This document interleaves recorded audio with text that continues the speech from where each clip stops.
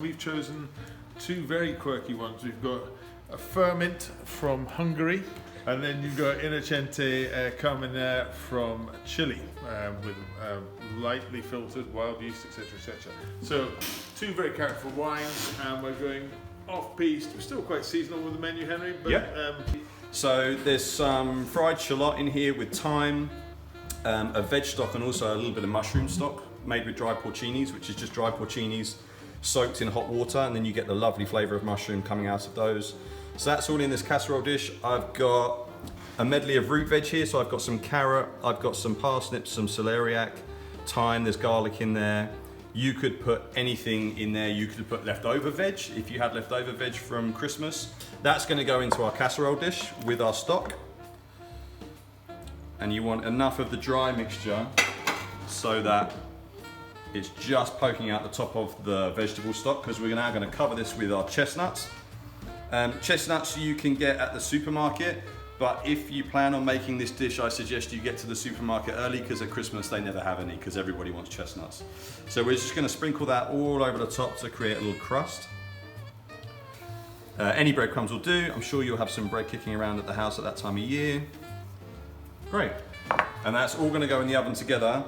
The stock is ready, the root veg is already cooked, the chestnuts are already cooked, so all we're doing really is bringing this up to heat and finishing off the breadcrumbs on top, making sure it's nice and bubbly and hot to eat. And then it'll go beautifully with this wine for you. the ferment is a delicious wine, really crisp, appley fruit. Ferment is the main grape, or was the grape, in Tokai. So it can be late harvested to produce very rich sweet wines, but obviously this has been fermented dry.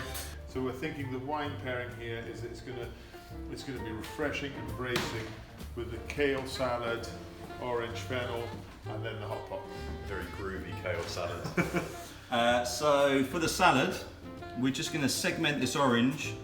So if you take both ends off, nice and evenly, nice and straight, then we're just going to cut the zest off from the outside and the pith. We don't want any of that. You can see these natural lines in the orange, and you can see where those segments are from either side. So we're just going to cut inside the line on this side and inside the line on that side, and we get our segment, and we can just go around the orange. Just be careful of your hand as you go. Then give the orange a squeeze, get all of that juice out of there. That's lovely. Then we've got our kale here. You could use Cavolo Nero, which again you can get in the supermarkets, but we're just going to finely chop through that. So that's going in raw, nice dice of that. And then we've got the lovely aniseed of this fennel. If you've got a mandolin, feel free, if you're confident with that. But a nice sharp knife will do the job. That's going in there too. Great, that's going to go lovely with the fennel and the orange. A little bit of salt. Actually quite a good bit of salt, especially for the kale. And a bit of black pepper. Just like any salad, give it a good season. And then give that a mix up. We've got our kale in there, our red onion, our fennel. Nice ladle of that. We've got the chestnuts in there, a little bit of crunch from the breadcrumbs, and a good bunch of this lovely refreshing salad on the side. Okay, brilliant. So let's have a go. And yep, the wine stands up to it. Beautiful. It brings out some sort of, as I say, the sort of bruised apple notes of the wine. But that's a very healthy, delicious supper for in between Christmas and New Year. Absolutely. Great. So I'm loving this Innocente Carmenere.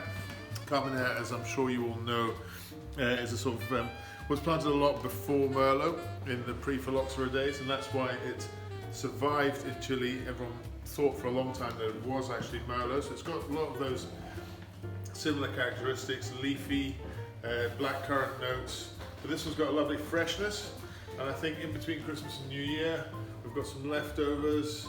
It's a lovely characterful wine. Maybe it'll go quite well with Goose sausage rolls, Henry. Maybe it would. Just so happens, I've got some sausage meat here, mixed with a shredded goose leg that was already cooked. So if you have goose at Christmas, if you keep some leg back, overcook it if you can, because it goes almost confit. There's so much fat on the goose that it kind of confits in its own fat. And then you get that kind of crispy shredded duck type thing that you get from maybe a Chinese restaurant, or a confit duck leg that you might have. Shred that all up, mix that with some sausage meat, which you can get from the supermarket now. You could open sausages up and use that, or you just get it from your butchers. We've added a bit of thyme to this, You could add chestnuts to it, you could add orange zest to it, you could add anything you fancy really. Prunes to it, that'd be lovely. Any herbs, rosemary, sage is always really nice. Yeah, whatever you like really, but we've gone with some goose leg meat, some sausage meat and some thyme. Clive very kindly made us some pastry. So we've rolled out a piece of pastry. We're just going to take some of this sausage meat and line it across the middle in a little tube, I guess. We invented this recipe when we were catering at Wilton's Music Hall, and they had Mother Goose was the panto on a Christmas, probably about 3-4 years ago. The Great Roy Hudd. Yeah, with the late great Roy Hudd. Absolutely. And we created the goose sausage roll, which just, I think pretty much everyone who came to the panto had one. It's haunted us for years. Pastry we're just going to roll over. Try and make sure there's no air in there. Bring the two sides together, give that a little press down and a pinch. Along there, fold in our ends, just to compact everything. Okay, that's our sausage meat in there. We're just going to trim this end off. Get rid of that, we don't need that. We're going to take off the ends. 1 and 2. Crimp this end. And again, that'll bring those two pieces of pastry together.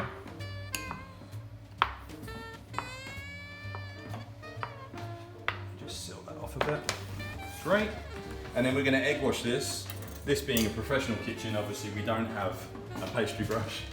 So we're going to improvise with a nice bunch of thyme. We've got an egg wash here, which is just pure egg yolk. We're going to get that in there and give this a little brush up. I think that's adding flavour as well. Yeah, absolutely, Clive. It's what we intended to do. It's always nice to score your pastry after you've egg washed it a little bit. You can do whatever you feel like, really. And we're just going to run some little creases all the way up it. And as that pastry cooks, it's going to expand, and we'll see a difference in colour between when we've egg washed and when we haven't. Okay, so that's going to go on a baking tray into a hot oven at about 180 to 200 degrees. You're going to cook that for about half an hour until the pastry's cooked and the sausage meat inside is cooked. If you have a temp probe, if you're concerned about how that's cooking, you're looking for about 80 to 90 degrees. If you're cutting these, you could do that before, so you can end up with the smaller pieces that are going to go on the baking tray as individuals, or you can cook it as a whole, which is quite nice, and take that out and cut it in front of people. It's entirely up to you, depends on what kind of party or gathering you're having. And that's pretty much it. Great.